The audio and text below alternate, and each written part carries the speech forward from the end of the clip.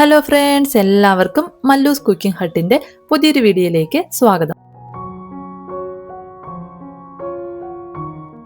ഇന്നത്തെ വീഡിയോ എന്ന് പറയുന്നത് നമുക്ക് സ്നാക്ക് ടൈമിൽ കഴിക്കാൻ വേണ്ടിയിട്ട് തയ്യാറാക്കി എടുക്കാൻ പറ്റുന്ന നല്ല അടിപൊളിയായിട്ടുള്ളൊരു ബ്രെഡ് റോളാണ്. പുറം ഭാഗം നല്ല ക്രിസ്പി ആയിട്ടുള്ള ഈ ഒരു ബ്രെഡ് റോള് എങ്ങനെയാണ് തയ്യാറാക്കി എടുക്കുന്നതെന്നൊന്ന് നോക്കാം.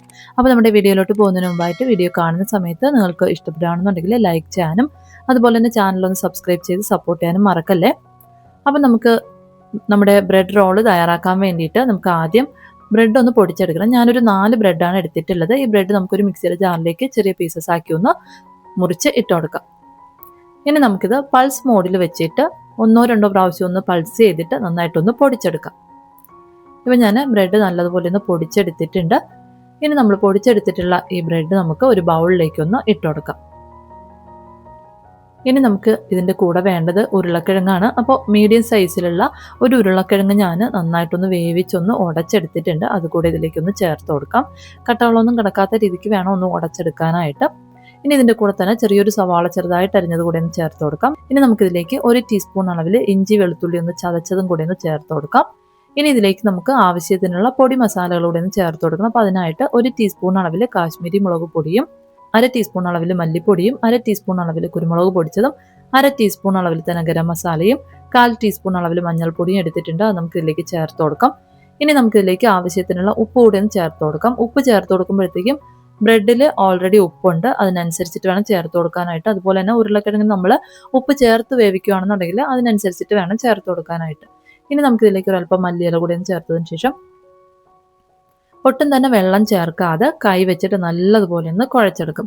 നമ്മൾ ചേർത്ത് കൊടുത്തിട്ടുള്ള ഉരുളക്കിഴങ്ങിൻ്റെയും അതുപോലെ തന്നെ സവാളയുടെയൊക്കെ ഒരു നനവിൽ നമുക്ക് ഇതൊന്ന് കുഴച്ചെടുക്കാനായിട്ട് പറ്റും. ഒട്ടും പറ്റുന്നില്ല എന്നുണ്ടെങ്കിൽ മാത്രം ഒരല്പം വെള്ളം 1-2 സ്പൂൺ അളവിൽ വെള്ളം ചേർത്തൊന്ന് കുഴച്ചെടുത്താൽ മതിയാവും. കുഴച്ചെടുക്കുമ്പോഴത്തേക്കും നമുക്ക് ഇതുപോലെ ചപ്പാത്തിക്കൊക്കെ നമ്മൾ കുഴച്ചെടുക്കുന്ന ഇതുപോലെ ഈ ഒരു പരുവത്തിൽ വേണം കിട്ടാനായിട്ട്. നമുക്കൊന്ന് ഉരുളയാക്കി എടുക്കാൻ പറ്റണം. ആ ഒരു പരുവത്തിൽ വേണം ഇതൊന്ന് കുഴച്ച് എടുക്കാനായിട്ട്. ഇനി നമ്മൾ കുഴച്ച് വെച്ചിട്ടുള്ള ഈ ബ്രെഡ് കുറേശ്ശായിട്ടൊന്ന് എടുത്തതിന് ശേഷം കയ്യിൽ വെച്ചിട്ട് നമുക്കിതുപോലെ ഒരു റോൾ ഷേപ്പിലൊന്ന് ആക്കി എടുക്കാം. നല്ലതുപോലെ ഒന്ന് പ്രസ് ചെയ്ത് കൊടുത്ത് വേണം ഇതൊന്ന് റോൾ ഷേപ്പിലൊന്ന് ആക്കി എടുക്കാനായിട്ട്.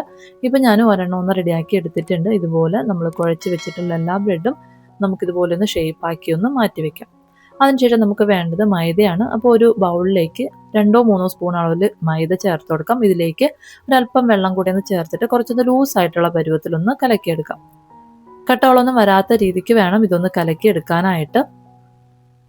ഇപ്പം ഞാനിത് ഇതുപോലെ ഒന്ന് കലക്കി എടുത്തിട്ടുണ്ട്. ഇനി നമുക്കിതിൻ്റെ കൂടെ വേണ്ടത് ബ്രെഡ് പൊടിയാണ്. ഞാനൊരു 3 ബ്രെഡ് മിക്സിയിലിട്ട് നന്നായിട്ടൊന്ന് പൊടിച്ചെടുത്തിട്ടുള്ളതാണിത്. ഇനി നമ്മൾ റോളാക്കി വെച്ചിട്ടുള്ള ബ്രെഡ് നമുക്ക് ഓരോന്നായിട്ട് എടുത്ത് നമ്മൾ കലക്കി വെച്ചിട്ടുള്ള ഈ മൈദയിലൊന്ന് മുക്കിയതിന് ശേഷം പൊടിച്ച് വെച്ചിട്ടുള്ള ബ്രെഡ് പൊടിയിലിട്ട് നല്ലതുപോലെ ഒന്ന് ബ്രെഡ് പൊടി വെച്ചിട്ട് നന്നായിട്ടൊന്ന് പൊതിഞ്ഞ് എടുക്കാം. ഈ ഒരു പൊടി ഈ ഒരു റോളിൽ നന്നായിട്ടൊന്ന് പൊതിഞ്ഞിരിക്കത്തക്ക രീതിയിലൊന്ന് കോട്ട് ചെയ്തെടുക്കാം. ഇപ്പം ഞാൻ ഒരെണ്ണം ഒന്ന് റെഡിയാക്കി എടുത്തിട്ടുണ്ട്. ഇതുപോലെ നമ്മൾ ഷേപ്പാക്കി വെച്ചിട്ടുള്ള എല്ലാ റോളും ഒന്ന് മൈദയിലൊന്ന് മുക്കിയതിന് ശേഷം ബ്രെഡ് പൊടി വെച്ചിട്ടൊന്ന് കോട്ട് ചെയ്തെടുക്കാം.